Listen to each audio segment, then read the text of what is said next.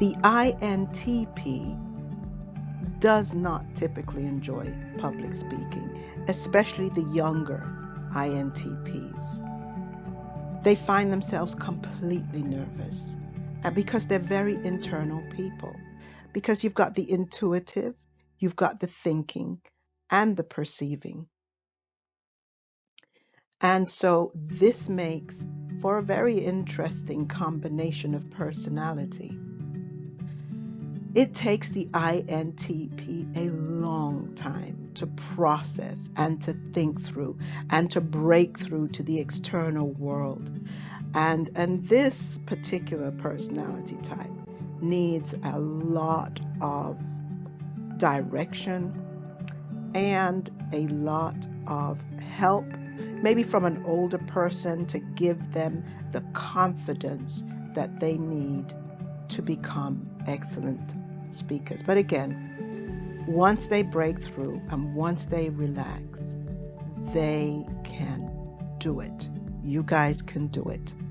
As long as you focus on the information and focus on giving the information to your audience, and you don't focus on yourself and what's going on in your head, the INTP can excel at public speaking. The ENTP usually excels at public speaking, and they're naturals. They enjoy the thrill of it. They really enjoy, almost in a way of entertaining. They enjoy the fact that the audience is responding to them, because they love the feeling or being engrossed in the audience and the audience feeding it back to them. And so the ENTP is, as long as they've done their research and as long as they have good information, they enjoy engaging the audience and are generally naturally good public speakers. So let's talk a little bit now that we have completed all of the personality types, and we've talked about how those personality types are as public speakers and what are some of the things that the personality types can do to become more effective or better public speakers. Have you heard of an ambivert? What is an ambivert? Well, we know that introverts are folks that are more internally focused. Introverts tend to be types that people think of as shy.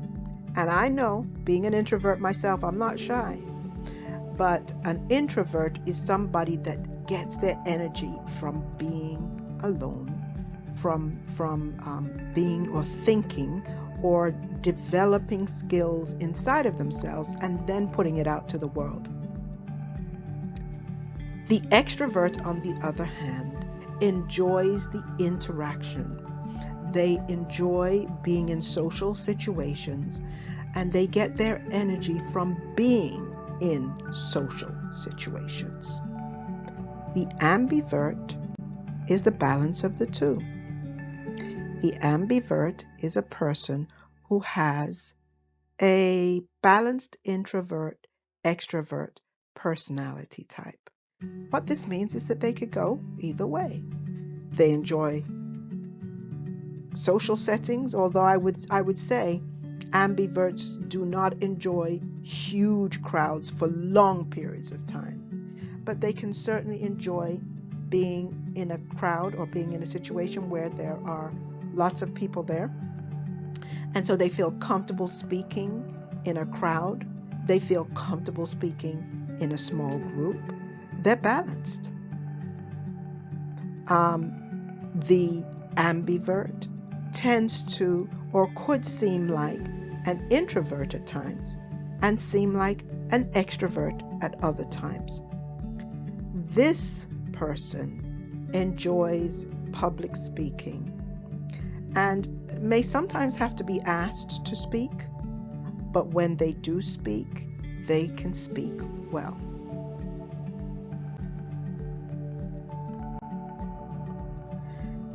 Now, to end this course, the one thing that I always leave you with in terms of public speaking is that no matter what, no matter your personality type, no matter what the circumstance is, if you're going to be doing a speech, there are things that you must do. And so first and foremost, as I've said throughout this presentation, no matter what type of personality type you are, you must know your material. If you want to appear credible, and if you want to appear confident, you must know what you're talking about. If you don't, you'll find that your audience will disengage quickly, or during the question and answer period, they will definitely ask you, or they will poke holes in your speech, and that will lead to a deflated feeling and a lack of confidence for the next time you have to speak. So do your research, guys. Don't go, especially the perceiving types, don't go unprepared to a speech.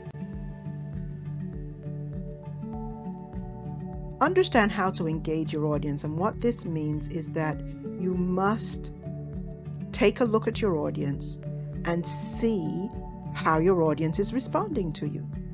If your audience is getting bored, if you find that they're looking away, looking at their phones, talking to each other, you have got to pivot.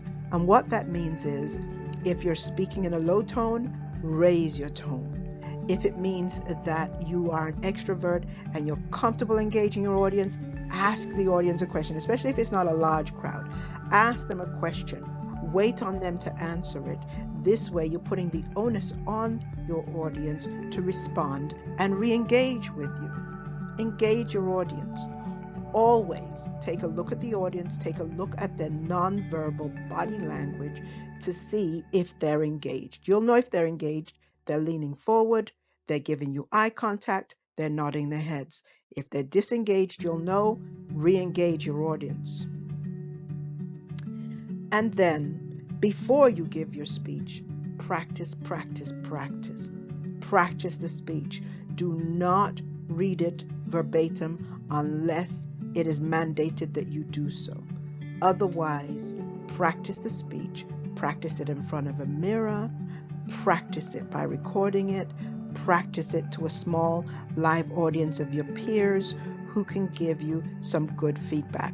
But practice, practice, practice.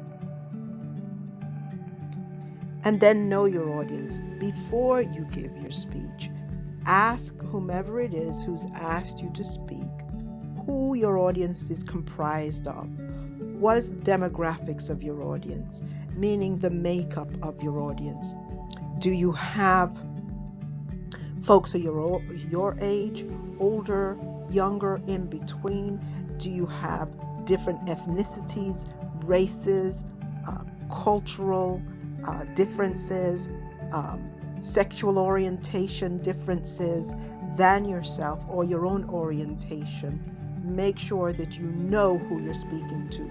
Never do a generic speech. Never do a one-size-fits-all speech. Do a speech that is tailored to your specific audience. Do use presentation aids. By this I mean slides, PowerPoint slides, Google slides. And if you don't use slides, you don't have to use slides. Use pictures, use charts, use graphs.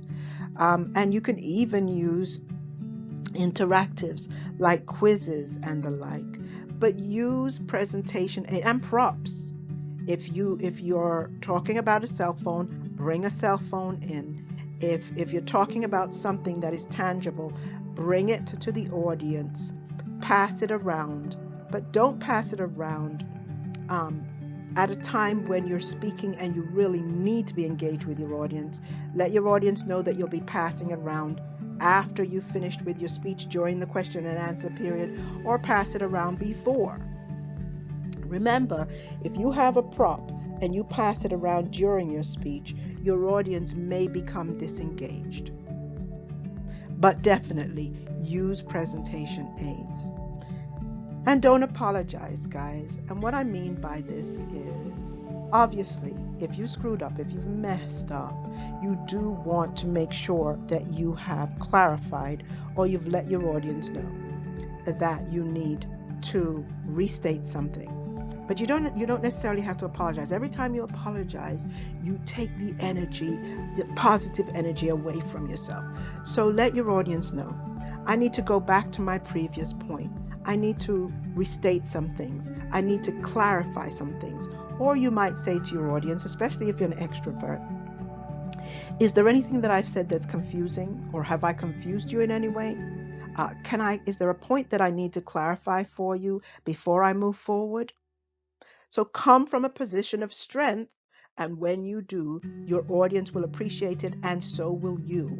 You will feel positive still, and you will be in a positive state of mind. And that helps by not saying, oh my God, I screwed up. I'm sorry. I apologize. There are other ways to handle that. And finally, relax, guys. Relax. If you know your material, if you've engaged your audience, if you've practiced, if you know who your audience is and you're speaking specifically to that audience, and you found presentation aids that match your audience and that they will respond to, and you're using your positive energy, you can relax because you can be yourself. And please, please, please, please don't try to be anybody else but yourself. Now remember to use conversational language. Speak to the level of your audience. If you're speaking to high school students, don't speak to them as if you're speaking to somebody who's in your business circle or some other audience. Speak to the audience in the language that they will understand. Use conversational language. Use an outline as your guide. And in my course, in becoming an effective public speaker, I've given you 2 free outlines to use as your guide. Use an outline as your guide. And be knowledgeable. Be knowledgeable helps you to appear credible. When you appear credible, you appear confident and you feel confident. So be knowledgeable. Now, if you do this, you've got this. You too can overcome your fear of public speaking. Take good care, guys.